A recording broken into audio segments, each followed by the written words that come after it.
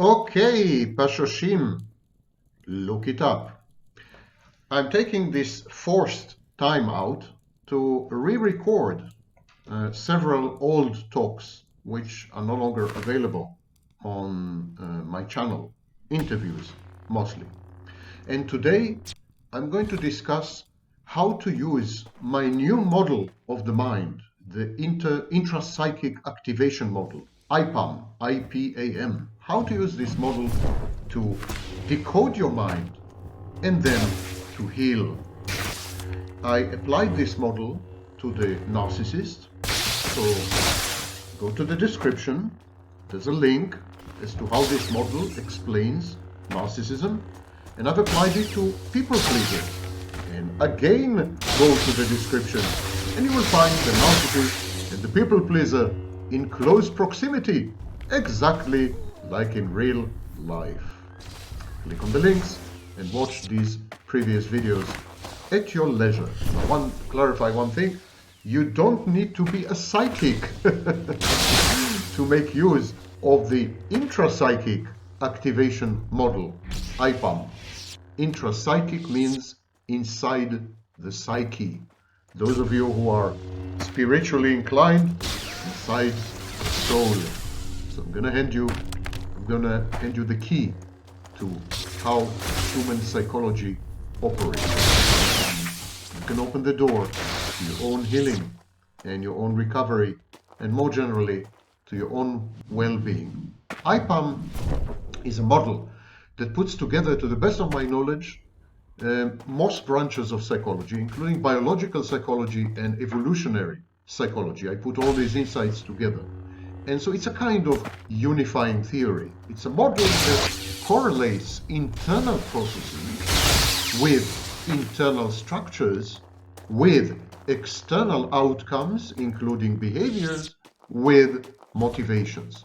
But not only behaviors. The model, for example, takes into account the effects on the environment and how the environment triggers us to behave and to think and to emote in certain ways.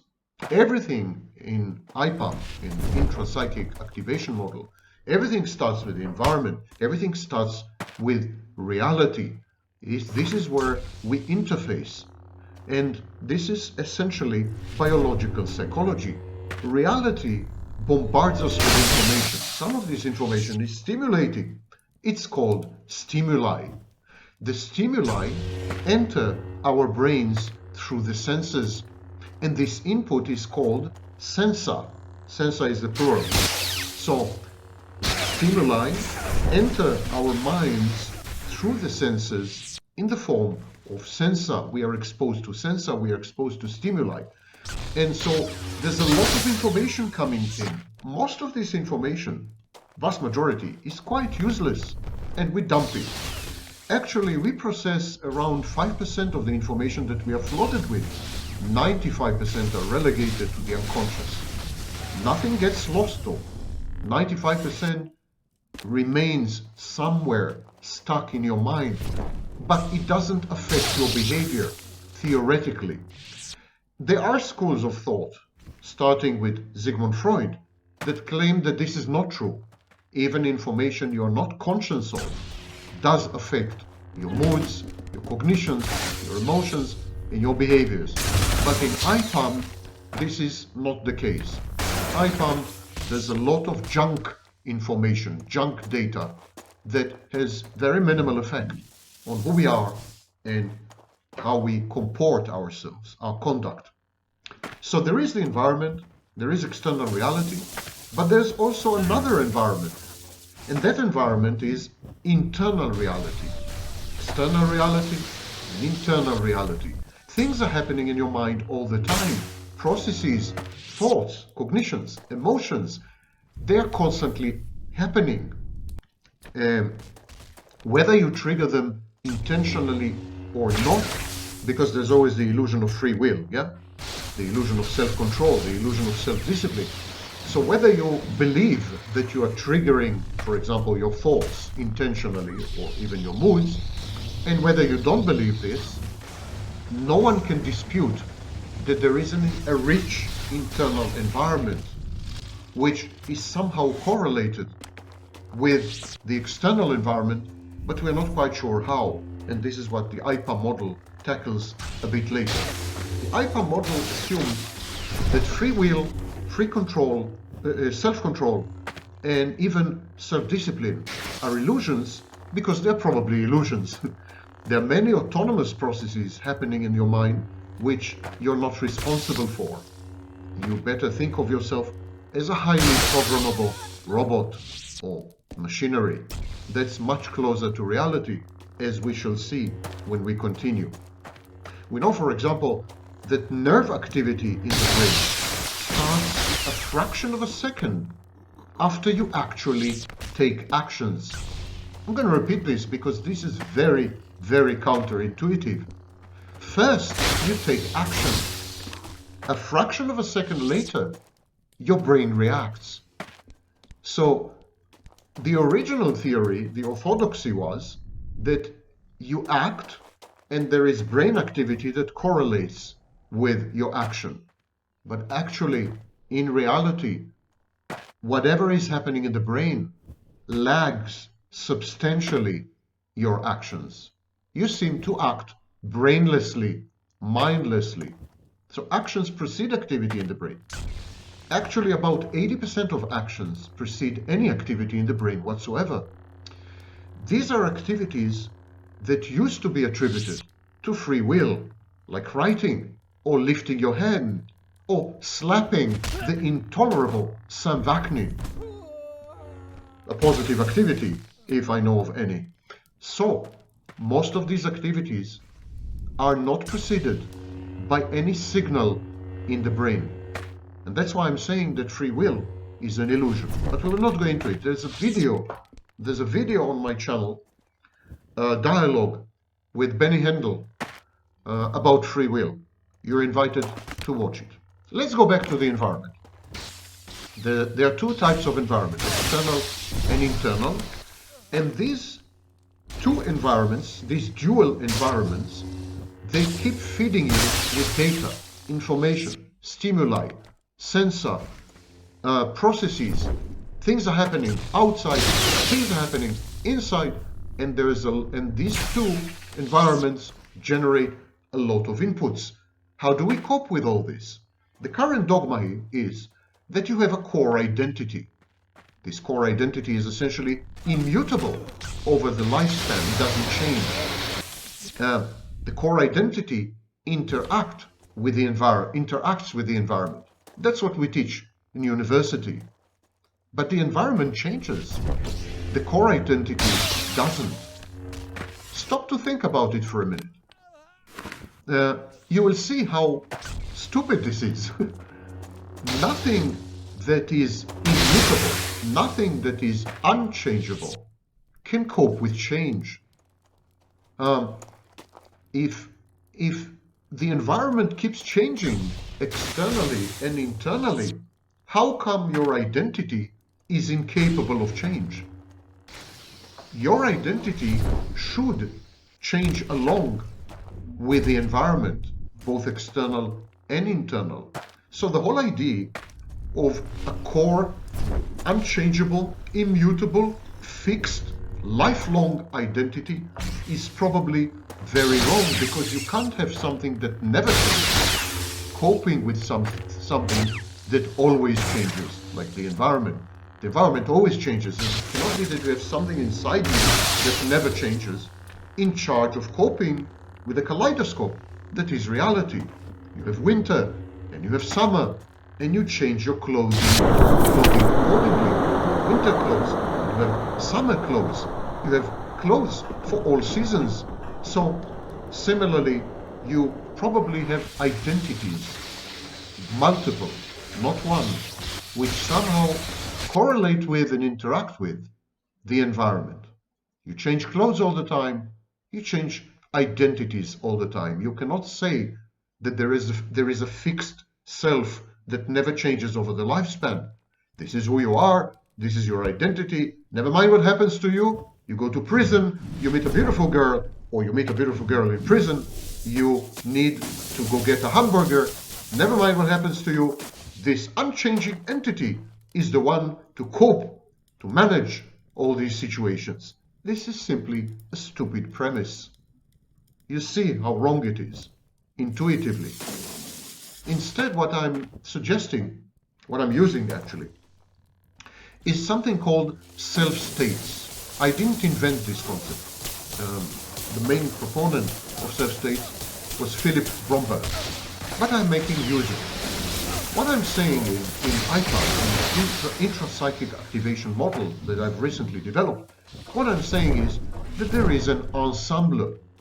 There is a group of self-states. Think of it as a theater troupe or a group of actors in a movie.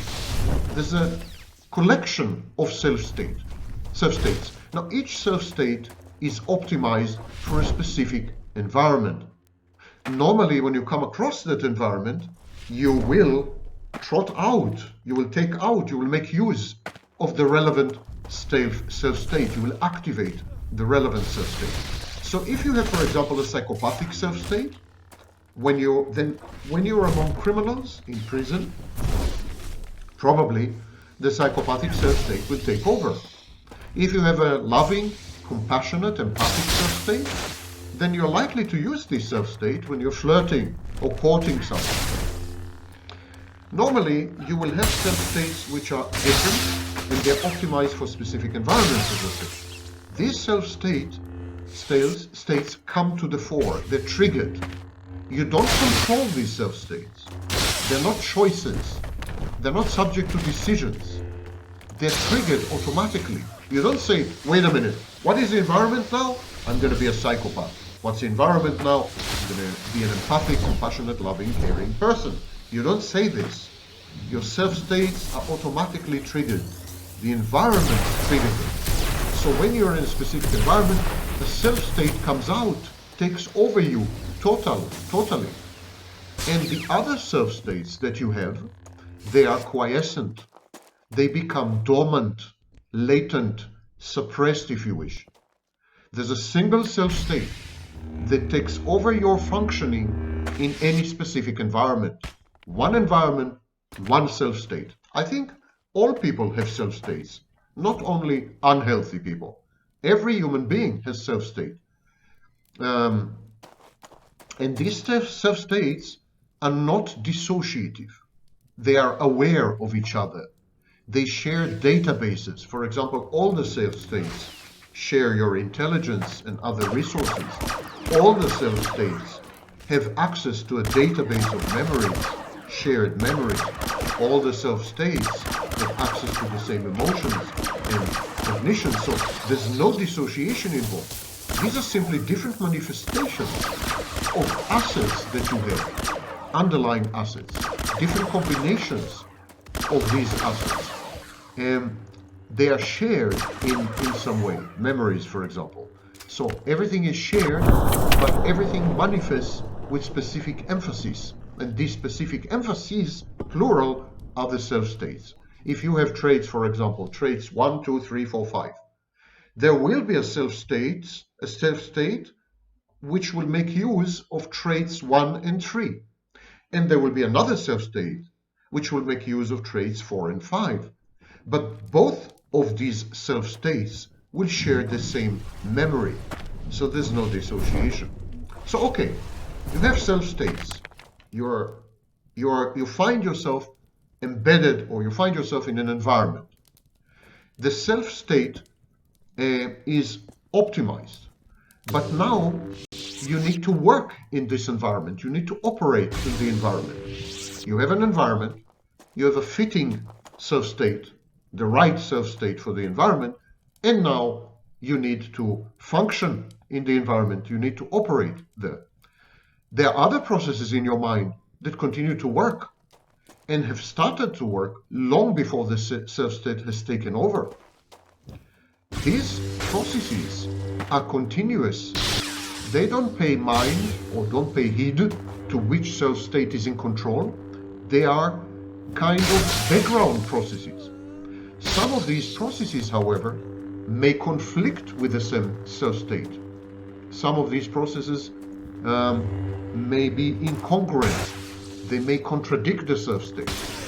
some of these autonomous processes that started long before the self-state took over may contradict the self-state, undermine the self-state, act against the self-state. So what to do with these processes? They need to be silenced. How to do this? And this is done with something that I call construct.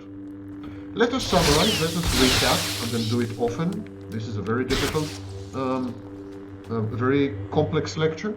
So, this environment, you have a group of self-states. Each self-state is optimized for a specific environment. So when you find yourself in that environment, this self-state that is optimized for that environment takes over. It takes over automatically. It's triggered. However, there are internal processes, background processes, which started long before any specific self-state took over. These processes sometimes conflict with the self-state, contradict the self-state or undermine it, and they are silenced via a structure called the construct. Constructs are in charge of mediating reality. They are in charge, they are the interface between you and reality. And the way they mediate reality is by falsifying it. Falsify may be a bad word because it's used among fraudsters and criminals. We are more gentle, we are academic, and more genteel. And so we should say reframing, not falsifying, but reframing. So the constructs are in charge of mediating reality by reframing it. The constructs reframe reality, they mediate reality. So when the self-states, when a specific self-state takes over, the self-state is coupled with a specific construct. So one environment, one self-state, one or more constructs attendant upon the self-state. Each state has one construct, two constructs, and so on. The self-states are like generals, and the constructs are like the army, they're like the soldiers. So self-state comes to the fore, and it drags with it the soldiers, the constructs. So the constructs are kind of membranes, they're kind of filters. Reality penetrates the mind through these membranes, through these filters, through the constructs. Constructs are organizing principles. Constructs make sense of the world. They imbue it with meaning.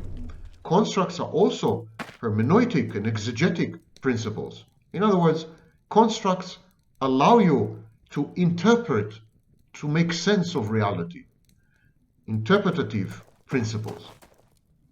So, constructs tell you how to interpret reality.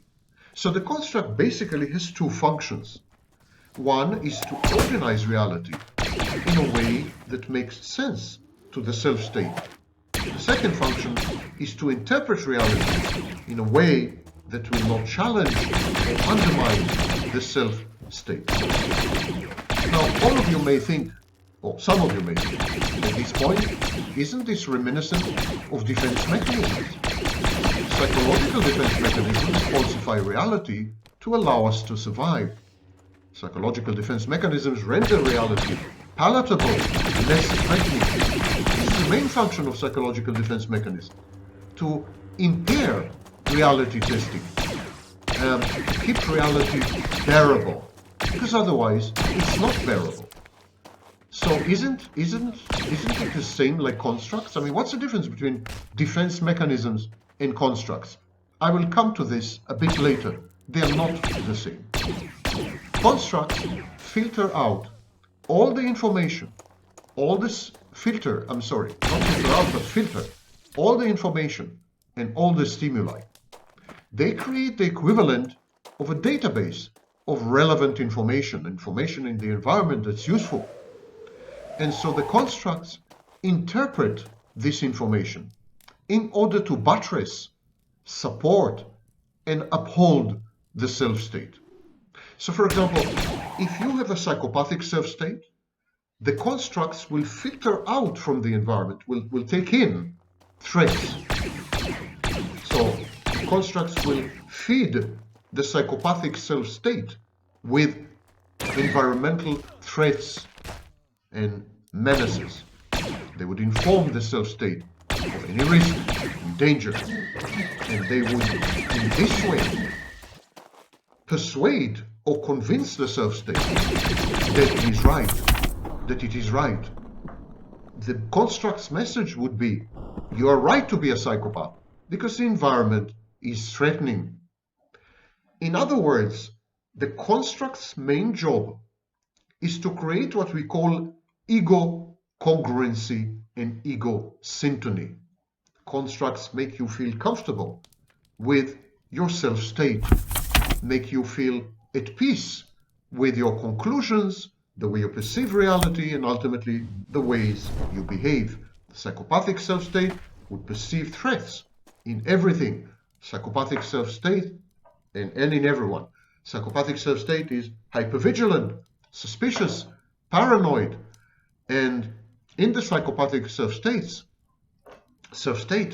the construct will filter out any data or information which challenge this perception of the world as a hostile place. So if you're in a psychopathic self-state and someone shows love to you, this creates an enormous dissonance. You are not going to like it. No one is supposed to love you because people don't love. People are horrible, they're dangerous, they're risky. You should avoid people because they're threatening. This is the psychopathic mindset.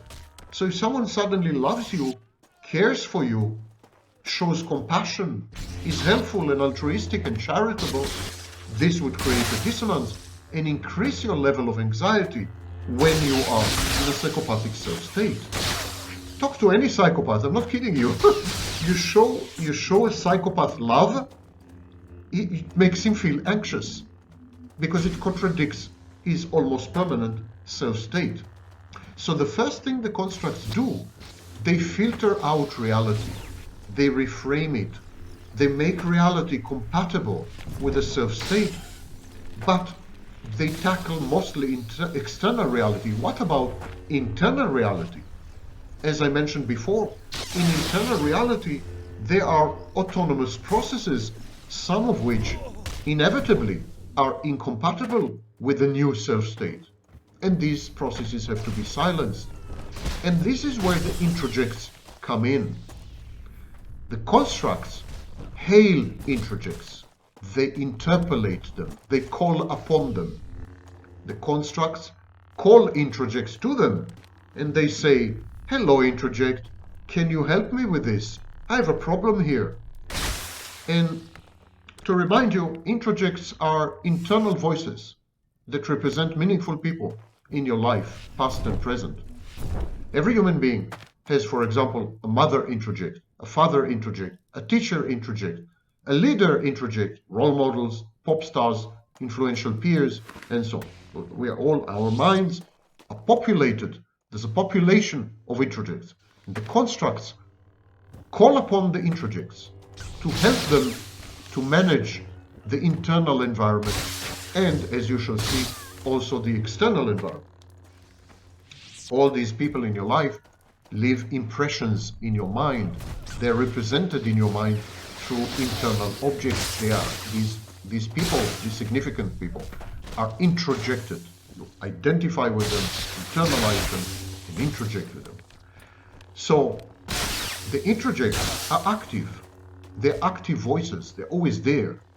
Now, introjects, exactly like self-states, exactly like constructs, are activated. They're triggered. They're always on standby, always ready to speak up. The constructs select specific introjects. So if the self-state is psychopathic, the construct will filter out reality to fit the self-state.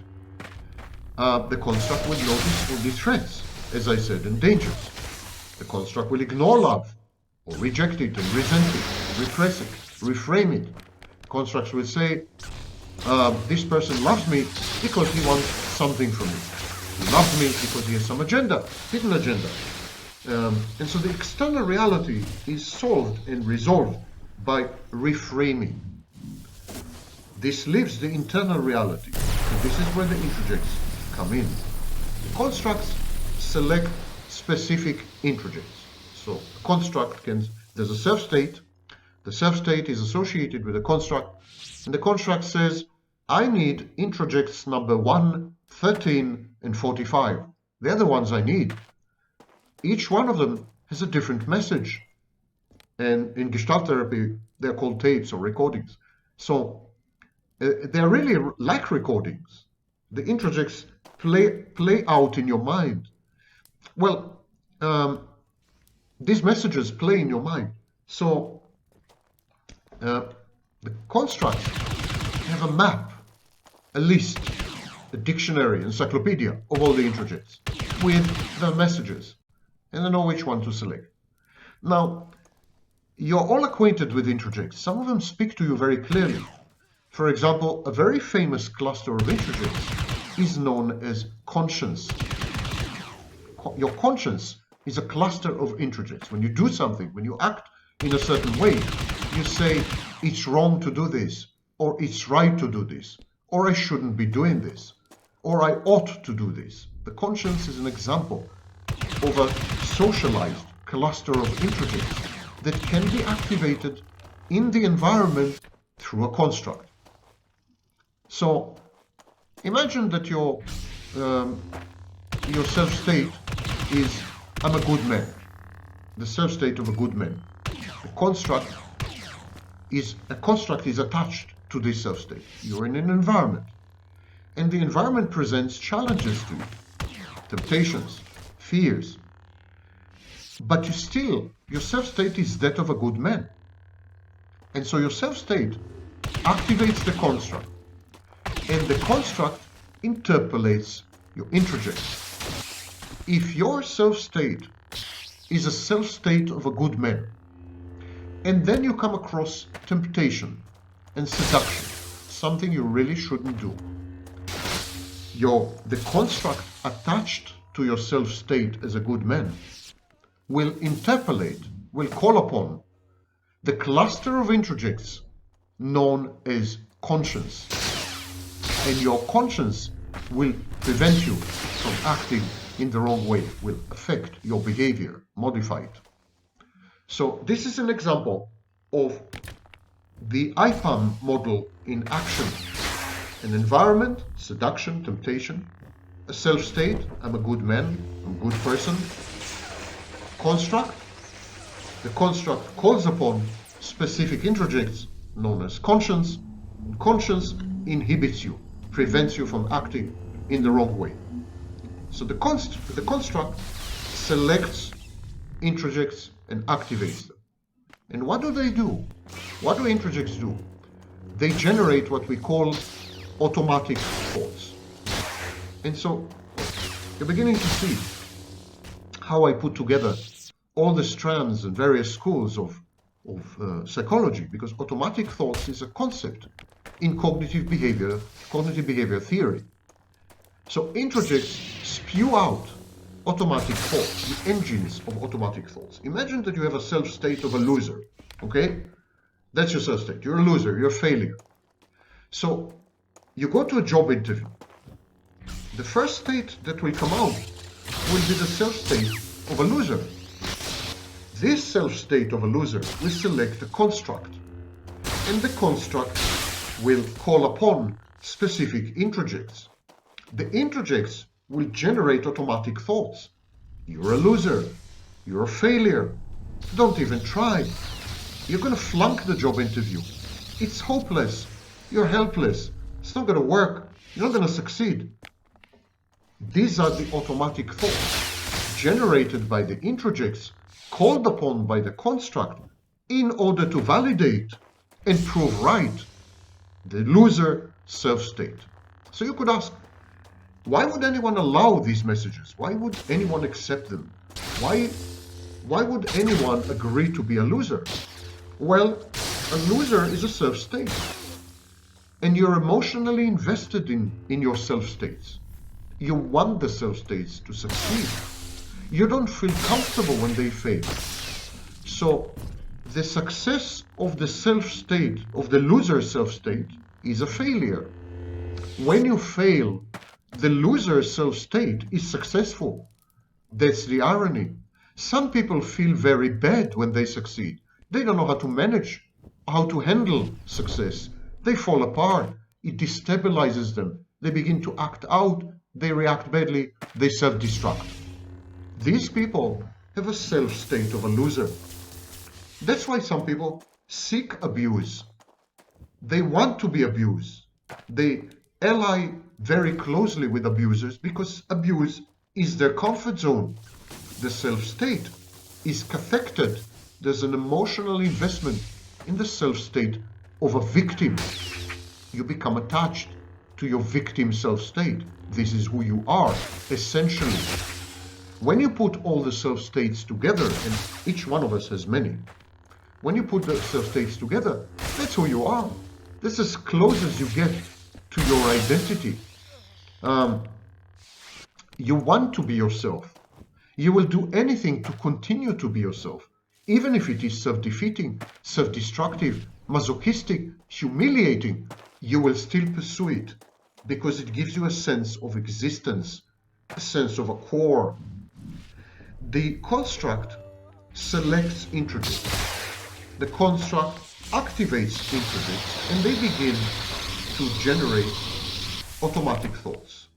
The automatic thoughts have a function, which we will discuss later. So now we come to another problem. The automatic thoughts take over the internal processes. They drown out the internal processes that don't conform to the self-state. So, if you have processes that contradict the self-state or challenge, undermine the self-state, the constructs will generate a flood, a tsunami, an avalanche of automatic thoughts triggered by introjects. So, this way the constructs silence rebel or defiant or non-conforming internal processes. I'm going to recap.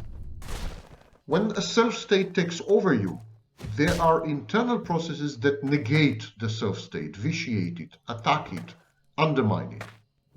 The construct associated with the self-state activates introjects that generate automatic thoughts that flood, drown out the non-conforming internal processes, the non-conforming voices. So that way, the construct creates a lot of noise. And this internal noise makes it impossible for specific internal processes to operate. The frequencies cancel each other, so they become silent. So these processes, which again conflict with the self-state, recede to the background, and they're to all intents and purposes, they're inactive. They don't affect behavior. So now everything is fine and dandy. But what about memories? Memories are there. Let's go back to the example where your self-state is that of a loser. The self-state takes over, the right construct is attached, the construct activates automatic thoughts that keep telling you that you're a loser and a failure. There's a lot of internal noise generated by these introjects, by these automatic thoughts, and so other processes are silenced. And everything theoretically is congruent. Everything is harmonious. You have an internal harmony because the messages you are getting conform to the self-state, confirm the self-state, and amplify and magnify the self-state, which is optimized for the environment, a job interview, for example. So the construct is working well, but not well enough, because you may have memories of having succeeded in the past. You may have dissonant memories. Your self-state is that of a loser, but these memories of success challenge your self-state. It's like these memories are saying, what are you talking about? These memories conflict with the self-state. And they're saying, self-state, what are you talking about? I'm not a loser. I succeeded in the past. Don't you remember?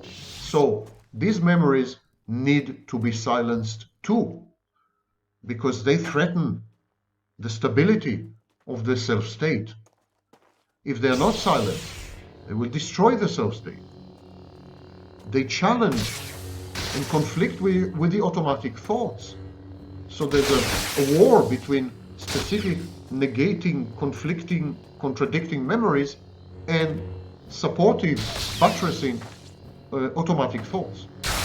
This is known as dissonance. If you have memories that challenge the self-state, this causes dissonance, inner conflict, and it creates anxiety. So the number one mental health task of every human being alive, and many dead, is to reduce anxiety. Almost everything we do is intended to reduce anxiety. And end of story. This is a number 1, 2, and 3 priority. So the minute memories begin to conflict with the self-state and challenge it, the minute memories provide counter-examples, the minute memories say, it's not true, you're not a loser, you succeeded in the past, that minute there is dissonance and extreme anxiety, and the memories need to be silenced somehow. And this is the third function of the construct. To remind you of the first two, the first one is to filter reality, to reject some information, to accept some other data, to reject some sensor, to reframe and filter reality as a membrane in order to support the self-state. The second function of the construct is to activate relevant, useful, specific introjects. These introjects will generate internal messages, and this supports the self-state. But there is a third function, and that is to falsify memory, to render all memory compatible with the self-state, even when it is actually not compatible. And this falsification of memory, this forging of memory, is done in 3 ways. Everything is done in 3 ways in IPAM, because I'm a Jew, and we do everything in 3 ways. So, the construct falsifies uncomfortable memories, memories that conflict with the self-state, in 3 ways. The first way is dissociation. This is where dissociation comes into play. Memories that conflict with the self-state are simply eliminated, deleted, forgotten, amnesia. You forget about them. The second mechanism the construct uses is to change the emotional content of the memory. So, for example, if you're in a loser self-state and you suddenly have a memory that you had succeeded in the past, the construct will falsify the emotional content of this memory. The construct will use introjects to tell you, you have succeeded, but don't you remember? You hated to succeed. Or you have succeeded, but it was an accident, a random occurrence, a chance. Or you have succeeded because there were no other competitors, etc., etc. So the construct will minimize the success, almost render it a form of failure. It will falsify what had happened. If the construct will change the emotional content of the memory to render your success pitiable, minimal, irrelevant. Whatever you're doing, whatever you're making, all your accomplishments are not yours. It's not you. You are not the one to have succeeded. It just happened that way, and so on. And so this is the second mechanism, changing emotional content. And the third mechanism, which allows the construct to falsify memories, is selectivity or selective memory. It's when certain memories are given much higher weight than other memories, to the extent that these memories, these heavier memories, are selected, and the other memories are so lightweight that they're forgotten. So certain memories become weighty. The construct attributes to them gravity, and other memories are lightweight, featherweight, and they just float away. And this is known as selective memory.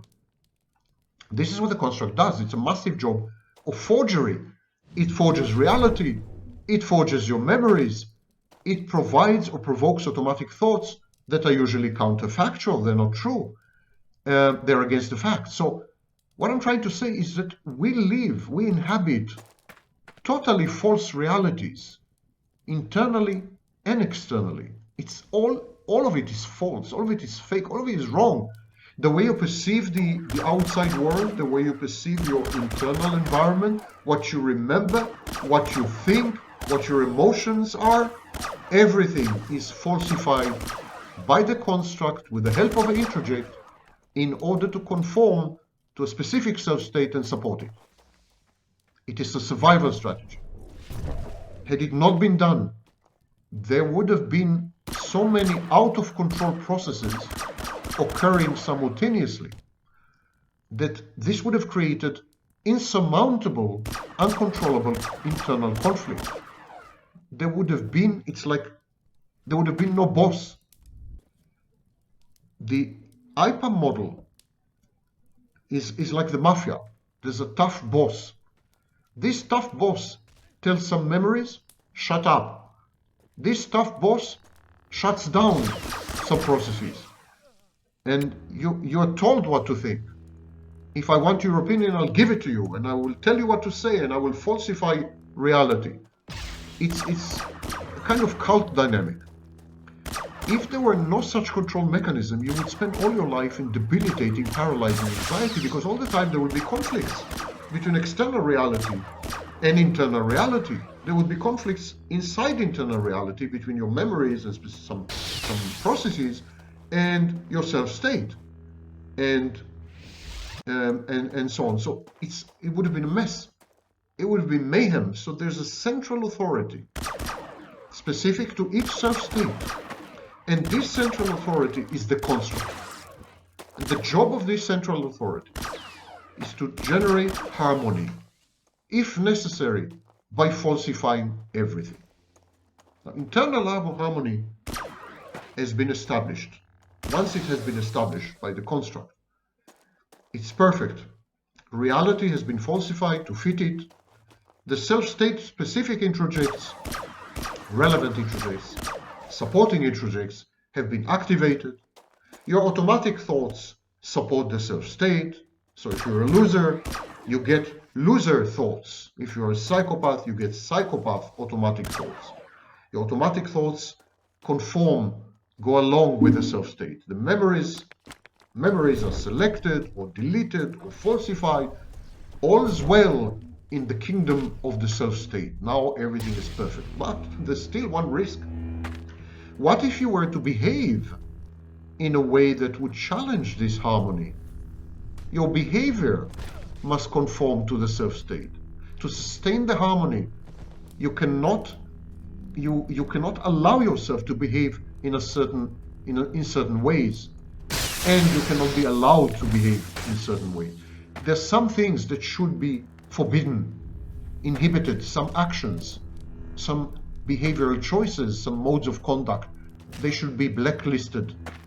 And we're coming to the concept of inhibition.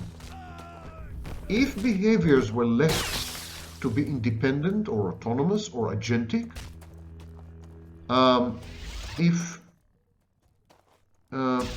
it were true that you have free will and you make free choices, that you're in charge, that you have agency, if all this were true, you would have ended up paralyzed, because your behaviors and your actions and your decisions and your choices would have often contradicted your self-state.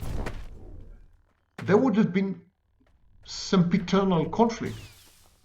You would have been debilitated.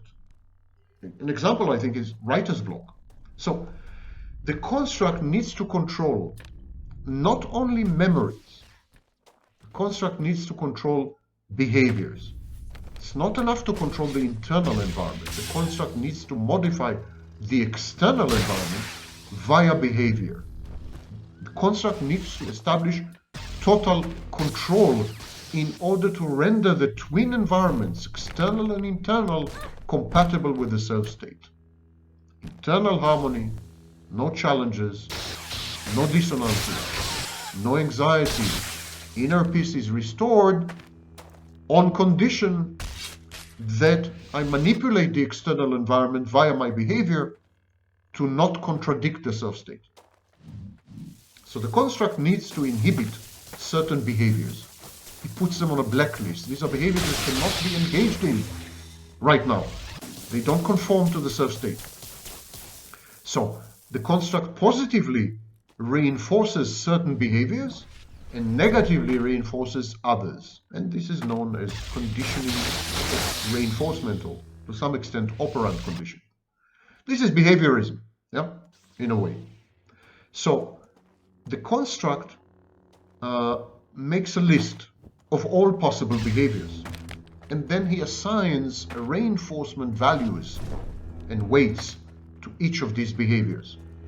Some behaviors are encouraged via reinforcements, others are discouraged.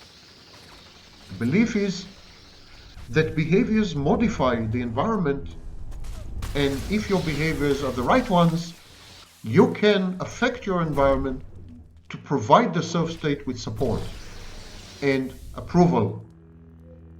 Imagine, for example, let's go back to the psychopath self-state. Imagine that you have a psychopathic self-state. Immediately, some behaviors are inhibited. For example, you can't cry. Psychopath is not allowed to cry. It will conflict with the self-state. Psychopaths are tough. You're not, but you are allowed to beat someone to a pulp because it conforms to the self-state. There's a list of behaviors. Beating someone is okay. Crying is not. All these behaviors have consequences. Every action has consequences, however minor. The construct is pursuing the consequences. The construct is goal-oriented. Construct is not interested in the actions. Construct is interested in the outcomes. Remember, the construct wants you to modify the environment. The construct is an environmental modification program. It induces in you behaviors that modify the environment to fit the self-state. It's not your actions that are of interest to the construct. It's the environmental consequences of your actions. The construct is actually telling you, change the environment in this way. And here is what you need to do to accomplish this. I need you to change the environment because right now it's not in perfect harmony with the self-state. I need you to change the environment to be in perfect harmony with the self-state. So let's go back to the loser self-state. The loser self-state, for example, in covert narcissism. The covert narcissist is an almost constant loser self-state. So here's the environment. The construct will push you to behave in a certain way that will bring about failure. The construct is not interested what it is that you are going to do to bring about failure. The construct wants you to generate losses and defeats. The construct wants failure. It wants you to change the environment, modify it, in order to secure failure and losses and defeats, because these would validate the self-state of a loser. Behavior is irrelevant. That is a great insight of the IPAM model. Behavior is utterly besides the point. The entire psychological apparatus is focused on goals. And this is, you could say, very psychopathic, because psychopaths are goal-oriented. All the psychological apparatus, even in healthy people, is goal-oriented. It's consequences that matter. So as a loser, I would behave in ways that would modify the environment to confirm to me that I'm a loser. Imagine, for example, that I go to a party and I'm in a loser self-state. A girl comes to me and says, I like you, can we have a drink? But I'm in a loser self-state. My introjects are already acting out. My introjects are telling me, you're ugly, she will dump you, she will reject you. So I'm getting these messages because I'm a loser. That's my self-state. Now the construct wants me to lose because I'm a loser. He wants me to lose this girl. He wants me to fail with this girl. Because if I were to succeed with this girl, the self-state would have been challenged and it would have created dissonance with the loser self-state. If I were to succeed, I would actually be in a heightened state of anxiety. I need to fail to reduce my anxiety, to eliminate my dissonance. I need to fail with this girl. And on one hand, I feel bad having failed with this girl. But on the other hand, I feel good because my self-state has been validated and sustained. So this is rule number one. Everything we do and every act we adopt is about reducing anxiety. So when I'm faced with this girl now, I have two options. I have two behavioral pathways. I can go for her. I can and will be successful because she has already told me I'm going to be successful. That's path number one. Second door, I can behave in a way that will put her off, push her away. I can make sure that nothing happens. And this is also success because I succeed in failing. I self-sabotage, I self-defeat. Most of it is unconscious. And so by self-defeating, by failing with this girl, I'm protective of the self-state. I make sure the self-state is not harmed or injured and can therefore remain fully functional and operational. At this point, defense mechanisms kick in. How do you explain to yourself that this gorgeous girl approached you and you rejected her and pushed her away? You failed. Success was within your grasp and you failed. How do you explain this to yourself? You rationalize it. Rationalization is a defense mechanism. So rationalization tells you, yeah, you may have been rude to her, but it's because you don't actually like her. This is known as cognitive dissonance. You may have been rude to her because she was rude to you first. Defense mechanisms are trying to make sense of the world. It's a narrative. It's a post hoc theory. It's nothing to do with what's really happened. What's really happening is that in your self-state, you were challenged by the environment, by this girl who had approached you. And when the environment provides you with a stimulus, you have to adapt the stimulus to fit the self-state. And so the only way for you to do this is to behave in a way that will modify the stimulus, to save the self-state, to safeguard the self-state. You need to push this girl away.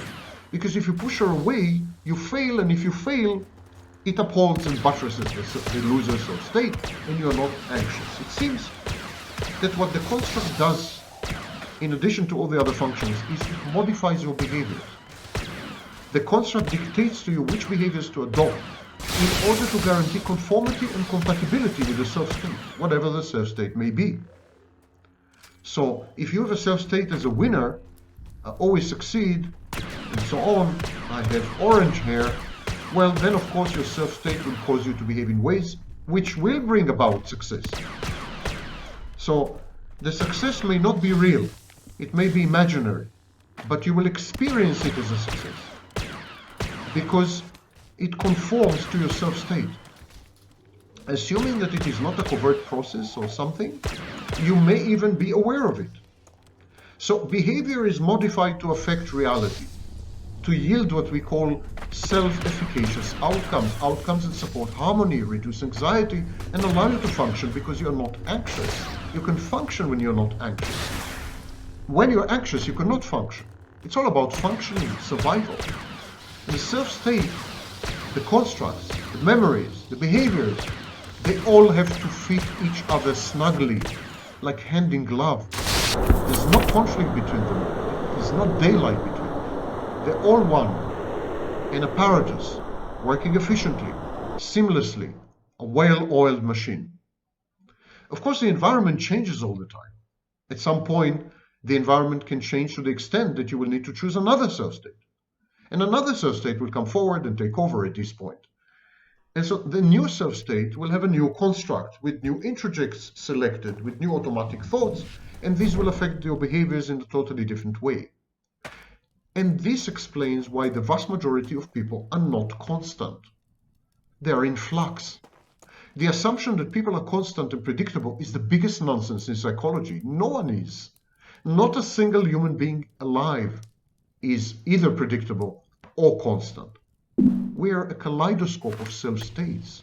And these self-states constantly bleed into each other. They constantly change. We constantly switch. It is true that self-states can be totally mutually exclusive. It is true that they cannot be totally contradictory because they share, as you remember, your internal resources, including your memories. A set of self-states that are diametrically opposed to each other and negate each other, this would create anxiety. This is actually an excellent definition of mental illness. Mental illness is the case where we do have conflicting self-states. So in the borderline, for example, we definitely have self-states that are mutually exclusive and contradictory. One self-state of the borderline is loving and caring and compassionate and overwhelmed by emotions. And then suddenly the borderline switches and becomes a rank factor 2 psychopath with no thought or empathy for anyone. She just does whatever she wants. And she breaks things, she cheats, she overspends, there's no empathy, nothing. Mental illness. So mental illness is a situation where you have incompatible self-states competing for the same physical space using incompatible constructs with incompatible introjects and finally incompatible behaviors. This is known as identity disturbance. But how do the constructs know which introjects to select? I mean, okay, there's a self-state. Self-state is associated with a specific construct. But who tells the construct, these are the introjects that you should activate? How do the constructs know which introjects to approach and to interpolate? The answer is what we call in psychology identity. The construct organizes or activates introjects according to your identity. But hey, Vaknin, again you're contradicting yourself. Have you switched to another self-state? You said earlier that we don't have an identity. True. I still maintain that no one has an immutable, unchangeable, lifelong identity.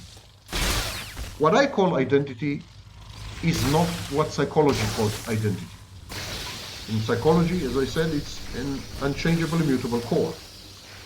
What I call identity is a set of principles that regulate the appearance of self-states. And this definition is much more flexible and much more accurate. Everyone has a set of principles unique to him or to her. You have a unique set of principles.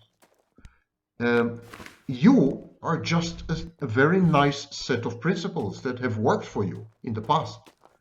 I am a very unique set of principles. Everyone has their own unique set of principles on how to regulate their repertory of self-states, which self-states to use in which environment.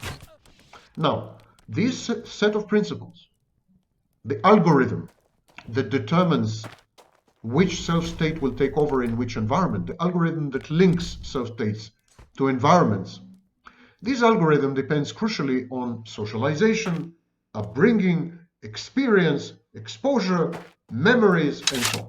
That's why each one of us has a different set of principles. I have a strong intuition or suspicion that the set of principles, this set of principles that each one of us has, is subject to change. I don't think it's fixed either. I think it's mutable. I think it changes as well. But I think these sets of principles, they change much more slowly, much more glacially, imperceptibly. It gives the illusion that you're continuous. This illusion that you're continuous is called personality. You have a set of principles on how to select specific self-states in specific environments, and this set of principles changes very slowly, so slowly that you appear to be stable and continuous, and this is what we call personality. Principles are adapted, and in due time, you are likely to select different self-states. So you're not the same when you're 20 as when you're 50. The selection criteria, the set of principles, are modified by life experiences, trauma. You begin to select other self-states. You learn your lessons. This self-state is not efficacious. I'm not going to choose it, and so on. So the selection criteria coupled with the self-states are also in flux. What the facade that you present to the world, that you exhibit, what we call personality, is also in flux. So this is a very flexible definition of what it is to be human. Well, hitherto we've had very rigid German, no offense, kind of hierarchical approach. There's a boss, there are workers, everyone obeys the boss, and so that's not the way humans are constructed. The boss is the self, yeah? That's not the way humans are constructed. I'm sorry. Most models in psychology are dead wrong in this sense. Humans are a river. They're not a pond, they're not an ocean. They're a river, they're in flux. Everything is in flux. Even the banks of the river change, the shape of the river. It's true that over extended periods of time, we would have the same selection criteria, the same sets of principles on how to select self-states. We would have the same algorithm of which self-states will emerge to respond to which specific environments. Yeah, over extended periods of time, everything is stable. And this gives the illusion or the impression that we are constant, that we are the same. But over longer periods of time, we change. And we change dramatically to the point that you can easily say that you have acquired another personality. Any human being, anyone will tell you this is true. You don't need a psychologist, talk to your grandma. And anyone and everyone will tell you this is true. And it's shocking that psychology is the only discipline to deny this. Don't forget that the fathers of modern psychology were medical doctors, neurologists, psychiatrists. Their ambition was to make psychology a science. So they created what they call the physics of the mind, psychoanalysis, as if you can construct an analytic model of the mind. There is a mechanics of the mind, there are moving parts, and if you know these parts and their trajectories, you can predict behavior and so on and so forth, and this is the equipment you have for life. This is a thoroughly wrong model, seriously flawed model of how humans and the human mind works. Unfortunately, it's a prevailing model, but it's wrong. If you remove someone from one country to another, immigrants develop totally new values. Immigrants acquire a new personality. Most things change in order to conform to the new environment. So if there is a personality, if there's a self, if they are unchangeable, how do people change to that extent? You know, people are super traditional when it comes to sex in one culture, and then they immigrate to another cultural society and they become promiscuous. How can you explain this? This is a fundamental shift. So people are empathic in one setting and then put them in another setting and they become totally cruel and disempathic. I don't know, soldiers first. We are in flux. There is a set of instructions when you're faced with changing environments. There's an algorithm. It tells you in environment number 1, you should choose self-state A and its attendant construct. And when you change the environment and you transition to environment number 7, you should choose self-state Q with its attendant construct. And if you write down these principles, this is your personality. This is your personality. The self-state dictate behavior via the constructs and the introjects. The self-states modify your behavior in reality. So your behavior is an outcome, ultimately, of your personality. But what is not true to say is that your personality is an entity that is fixed, will never change. No, your personality is heuristic. It's reactive to the environment and to changes and to transformations. It's flexible. I asked the question, how do the construct know which introjects to activate? The construct says, I am attached to self-state Q. Now let me look at this set of principles. Let me look at the algorithm. Let me look at the selection criteria. This algorithm says that self-state Q is reactive to environment number 7. In other words, self-state Q should generate specific behaviors which will allow the individual to be self-efficacious in environment number 7. When you react to the environment, it means you behave in the environment, you're acting on and in the environment. So the principles, the set of principles, the selection criteria, the algorithm that I mentioned, this is your personality. And it simply says, in environment number 7, activate self-state Q and behave in the following way.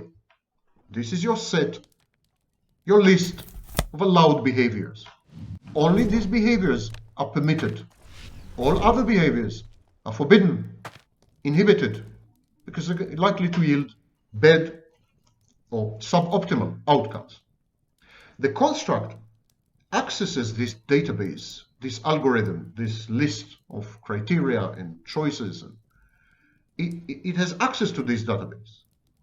And the database informs the construct what it should do when self-state Q is in charge and when the environment is number 7. These are the behaviors that are allowed.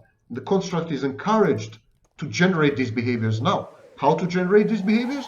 The construct needs to activate introjects. Which introjects? 1, 9, and 14.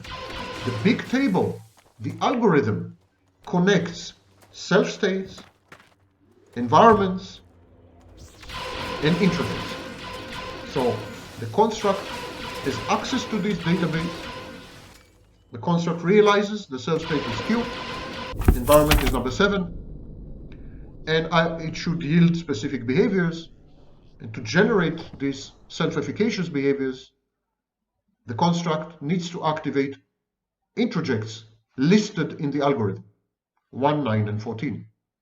It's like a big encyclopedia. The voices that will make you behave in the most efficient way are the voices that will be activated by the introject, and they're listed in this encyclopedia. It's a Wikipedia of the mind. So for example, let's take an environment, a job interview, and there's a loser self-state. The loser self-state is a self-state that came out in the job interview. And now the construct resorts to the selection criteria, resorts to the set of principles, resorts to the encyclopedia, resorts to the algorithm. The construct accesses this Wikipedia of this individual's mind. And the construct asks, which self-state am I in? Oh, I'm in a loser self-state. Okay, I'm in a loser self-state. Environment, job interview. Okay, so now I have identified the environment, I've identified the self-state. What behaviors should I generate? I should say stupid things, I should joke in the wrong places, and I should insult the interviewer. These are the behaviors that the loser self-state wants. Why do I need these behaviors? Because the goal is to fail in the interview. The goal is to validate and sustain and uphold the loser self-state. So what will cause me to behave this way? I need to talk to the introjects. I need to activate the introjects. Which introjects should I activate? Let me look again at the encyclopedia, at the algorithm. I should activate introjects 1, 9, and 14.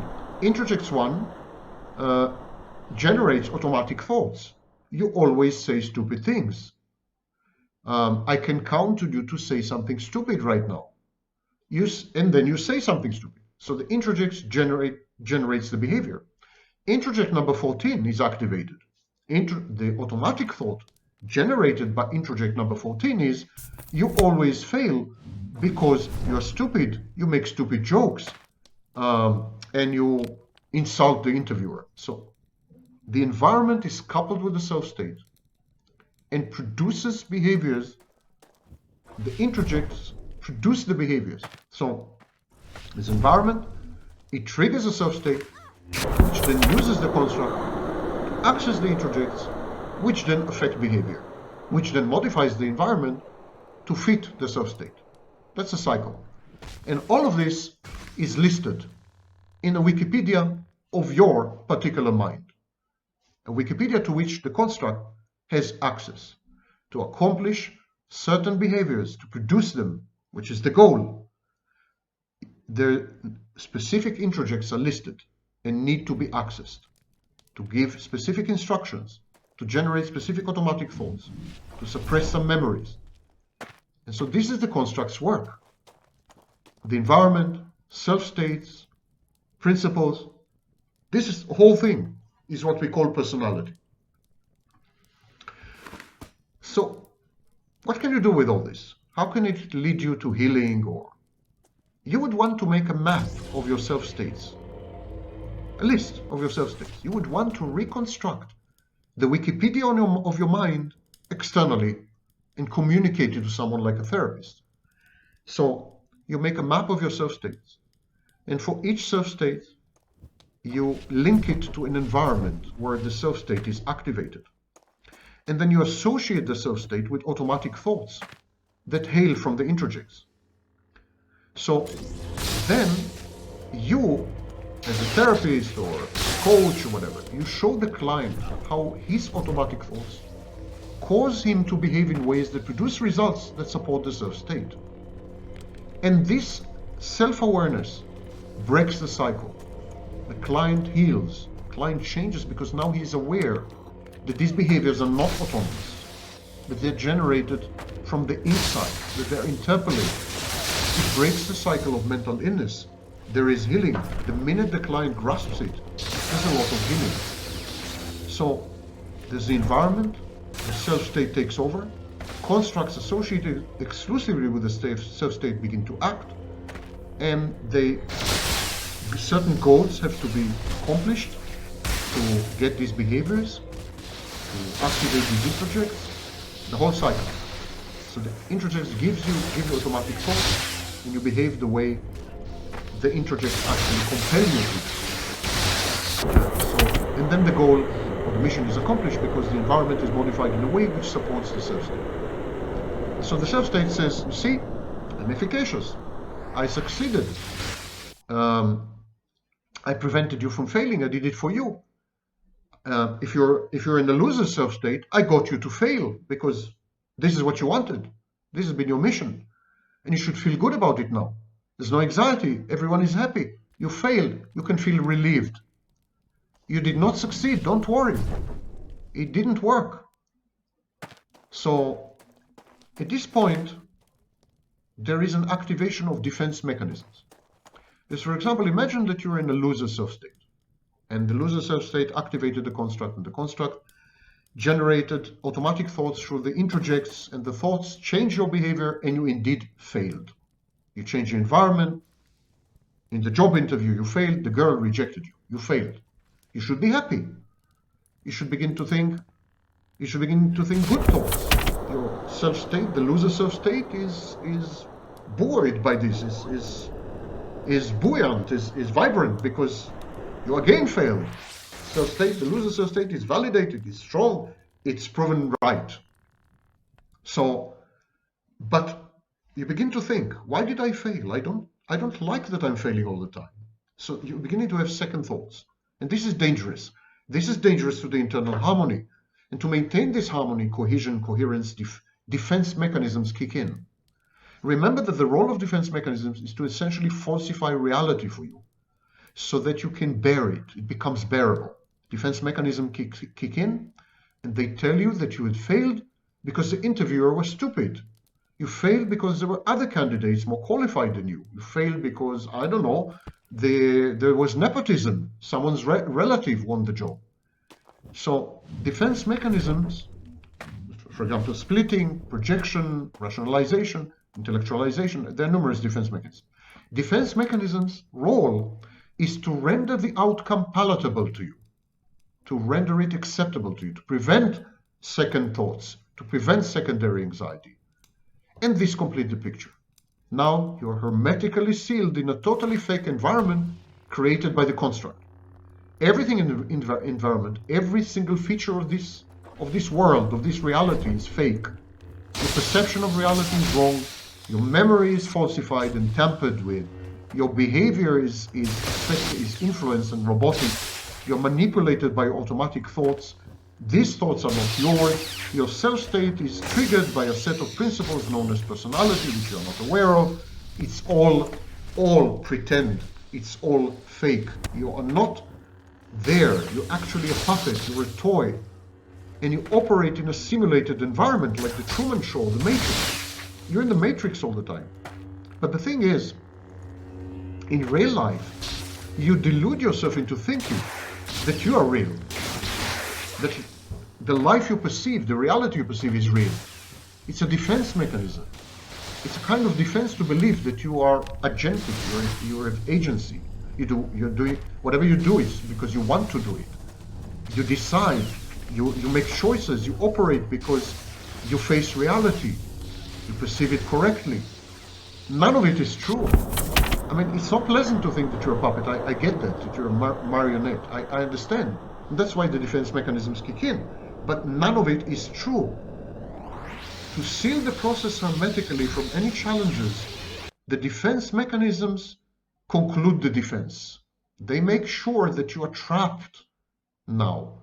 You're trapped and you cannot spring out of the trap because even the environment is perceived wrongly. The minute there is a new environment, the self-state changes. And all this hyper-constructed universe, all this simulation of reality, crumbles and vanishes. This is why when people transition from one environment to another, they experience momentary disorientation. Because once our self-state is gone and another one hadn't taken its place yet, you're in between. The second self-state didn't kick in, the first one vanished, and you're in between, in the chasm or the abyss between two self-states. You have like a split second or 2 seconds or 10 seconds, I don't know, where people feel they don't know where they are. It's like depersonalization or derealization. It's dissociative reaction. And they say, I don't know why I acted this way. This is not like me at all. And all these gaps between self-states are more common than you know. You leave home, you go to work, you're in a gap. You go to the subway, you're in a gap. You disembark, you're in a gap. Every time the environment changes, and it changes thousands of times a day, you are in a gap. These are dissociative gaps. What happens in these gaps, you dissociate. And these gaps are so life-threatening because in the gaps you don't exist. When you don't have a self-state, you don't exist. And so in these gaps you don't exist. There's no self-state that has taken over in these gaps. So what you do, you dissociate these gaps. They're very frightening. And we have thousands of dissociative milliseconds during the day, if not tens of thousands. Every transition from one environment to the other. And so, and this is mentally healthy. There's no such thing as continuous memory. There's no such thing as continuous vision. We don't see anything continuously. We sample the environment 30 times a minute through our eyes and optical nerve. We take stills. We shoot stills, snapshots. And then we animate these snapshots. You never see a video. You see stills. You see snapshots. You sample. You pick 30 snapshots a minute. And then you animate them and you create a video and you believe this video is reality. What happens to you is you exist in a self-state and then you cease to exist completely. You're gone. You're nowhere. And then a new self-state takes over and you exist again. So it's exactly like sampling the environment and then animating the sequence to believe that you had existed continuously. But you did not exist continuously. And you did not see things continuously. There's no continuity. Continuity is an illusion. Now, of course, in mystic traditions, they knew all this. They're talking about these moments as moments of enlightenment and so on and so forth. And in these moments, you are no more. Your ego, so to speak, is gone. These moments could be therapeutic moments because sometimes in therapy, you need to suspend the self-states to get somewhere. So what we do in therapy, in most treatment modalities that I'm aware of, we create anxiety. Therapy generates anxiety. When you're faced with a new insight about yourself, with a new realization, when I'm telling you, look at your behavior, the way you're seeing it is wrong, this is the way you should see it, this creates dissonance and anxiety. Therapy is about creating anxiety. What is anxiety? It's exactly what the self-states are trying to eliminate. Anxiety of the gaps. When you're in a gap between one self-state and another, your anxiety is so maximal, so enormous, that you dissociate it. So therapy is fighting against the tyranny of self-states. Therapists create anxiety, where the self-state's goal is to eliminate it. Therapy and self-states They're enemies because self-states are fallacious. They falsify. They lie to you. Therapy is about the truth. If you eliminate all self-states simultaneously, this is healing. Anxiety then can be tolerated. People will survive, change, and transform. Of course, self-states will eventually take over, but having experienced anxiety, there will be a transformation in the very set of principles known as personality. That's why we say that insight changes personality, insight changes you. What changes? The set of principles, the selection criteria, the algorithm. Maybe next time you go to a job interview, you will have a winner self-state, not a loser self-state. If you are a loser and I suspend your loser self-state and I work with you on it, this can create a lot of anxiety because you're not used to not being a loser. But at the end of a therapy, you will have a self-state. Maybe it will not be a loser self-state anymore. It will be some other self-state. This self-state is inside you. It's just not activated properly. It's not included in the Wikipedia in the right place. Therapy activates self-states that are healthy, helpful, efficacious for you. But it has to go through anxiety. Anxiety is a therapeutic tool. One of the great inanities, stupidities of modern psychology is the constant battle against anxiety. Anxiolytic medication. There's a constant terror of anxiety, which is essentially a healing tool. Freud induced enormous anxiety in his patients. All treatment modalities are based on unsettling you, discomforting you, challenging your comfort zone, making you feel bad, imbalancing you. It's the only way to obtain any kind of meaningful change. In cold therapy, I create such a shocking environment so suddenly that there is not time for any self-state to emerge. The shock is so total that the patient is traumatized to the point that all his defenses crumble. There's a total decompensation and no self-state can come to the rescue. At this point, the patient is open, vulnerable, non-existent on the one hand, and fully available to assume a healing self-state. And this model applies to anything. Schizophrenia, psychotic disorders, binary narcissism, it's a new concept. You can look it up on my channel. I applied this IPAM, interpsychic activation model, to various states of borderline, as I said, narcissism, to people-pleasing. So this model is a universal model. Every mental illness and mental health, they are private cases of this model. It's applicable to basically everyone. And the model says, the lesson of the model is, only the environment can change you. And this is something which will provoke huge resistance, of course. Nothing comes from the inside. Nothing comes from the inside. I repeat this. Only the environment changes you. Your self-states are triggered by the environment, not by any internal process. There are situations where internal processes provoke a self-state, yes, but it is always in reaction to stimuli from the environment. Take a borderline, for example. She can transition from borderline to secondary psychopath because she imagines or anticipates abandonment or rejection. But she cannot imagine and anticipate rejection if she doesn't have a real life intimate partner, real, in the environment, out there. This intimate partner is the borderline's environment. You can, of course, impose a fantasy defense on the environment. You can fantasize about the environment. You can imagine an environment. It's a paracosm. You can have a process that is independent of the environment, and so on and so forth. You can imagine, if you're borderline, you can imagine that you have a new boyfriend. His name is James. You're together for 3 months. It's a honeymoon phase. And now imagine that he's abandoning you. If you do, you're likely to feel bad, but you're not likely to decompensate and you're not likely to act out. There will be no behavioral outcome to this imagination or fantasy because no new self-state will take over. But take the same borderline and you give her a real life boyfriend whose name is James. And it's the best boyfriend ever, and they're in the honeymoon phase, but after 3 months, she imagines or fantasizes or anticipates that is about to abandon her or reject her. This time, there will be behavioral consequences. Why?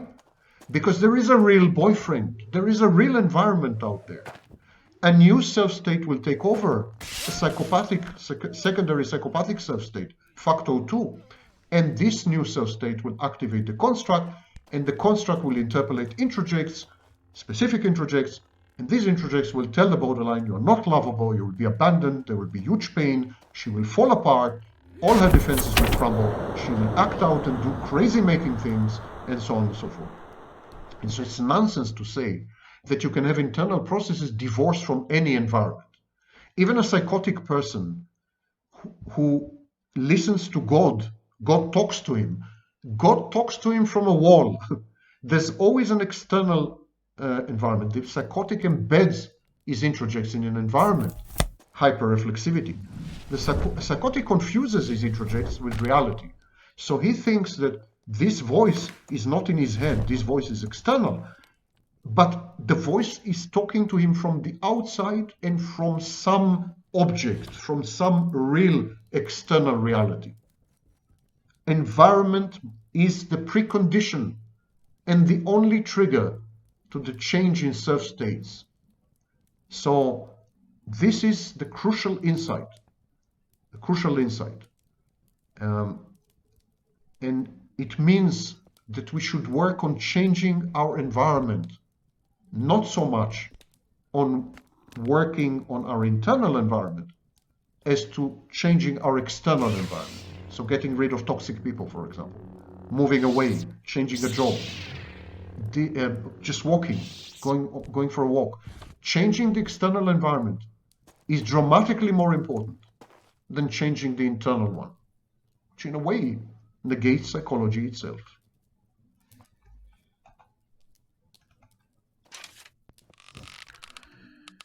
Okay, Pashoshim, look it up. I'm taking this forced time out to re-record several old talks which are no longer available on my channel, interviews mostly. And today I'm going to discuss how to use my new model of the mind, the intrapsychic activation model, IPAM, IPAM. How to use this model to decode your mind and then to heal. I applied this model to the narcissist. So go to the description. There's a link as to how this model explains narcissism. And I've applied it to people pleasers. And again, go to the description and you will find the narcissist and the people pleaser in close proximity, exactly like in real life.